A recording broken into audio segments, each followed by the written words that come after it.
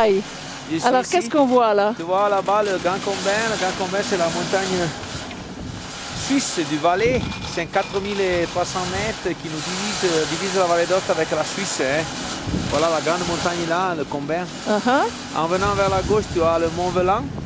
Le Mont Velan. Le Mont Velan, c'est ce plateau rond que tu vois blanc. Ouais. Prima che me lo chiedono per l'ennesima volta, il Monte Bianco.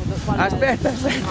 Ah, donc après tu vas faire les montagnes que tu vois là c'est le Grand Saint-Bernard, hein, tu le vois là au fond là, hein, là c'est des petites pointes qui sont pas bien nommées quand même, là c'est le Grand Saint-Bernard et on descend à Martigny.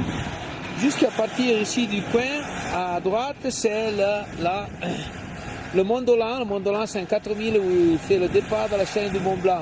Le Mont Dolent, c'est un 4000 qui c'est une partie italienne, un côté italien, un côté suisse, un côté français. C'est l'unique 4000 qu'il a.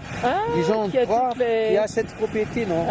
Après, en venant, tu passes et tu vas au départ du Grand Joras, le grand pilier que tu vois à triangle. C'est le mythique paroi du Grand Joras où il y a les années 30, c'était un défi pour la conquérir. Le Grand Joras, la nord du Grand Joras, c'était la nord qui tous les plus fameux alpinistes des années 30 ils ont essayé de conquérir. Après, l'arête des Hirondelles, vous voyez que c'est l'arête comme ça, c'est l'arête des Hirondelles, c'est une voie aussi classique d'alpinisme. Jusqu'au dent du géant, vous voyez le triangle noir là, le dent du géant. Dent du géant, c'est une autre mythique pointe du Mont Blanc. C'est en 4000 mètres, c'est facile la normale au dents du géant, c'est pas difficile. Après, maintenant, il y a d'autres voies modernes, beaucoup plus techniques, plus difficiles.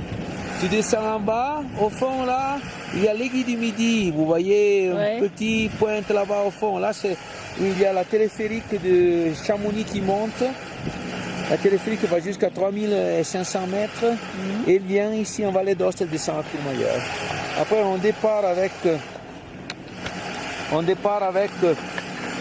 le Mont Blanc de Tacul, qui c'est le premier ici, avec tous les satellites du Mont Blanc de Tacul, le Grand Capucin, le Petit Capucin, le pilier du Tacul et tous les autres piliers.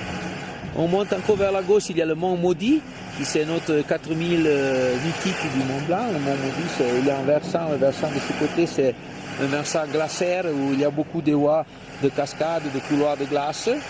Après, vous voyez la pointe du Mont Blanc, là, voilà, la blanche là-haut, à 4800 mètres. C'est le Mont Blanc de Courmayeur et le Mont Blanc français. Le Mont Blanc français, c'est plus en arrière. Et la frontière, c'est à moitié entre le Mont Blanc français et le Mont Blanc de Courmayeur.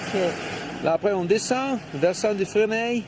On descend en bas et c'est tout le côté, là, le côté que vous voyez, de ce côté qui tombe sur la Valvenie de Courmayeur, du côté d'ici de la vallée d'Aoste.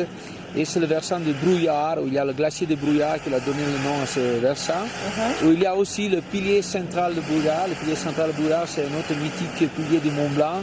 Qui les années 60, il a vu aussi beaucoup de défis pour le conquérir. Il y avait beaucoup d'alpinistes et tout le monde venait pour réussir à gravir le pilier central du Mont Blanc.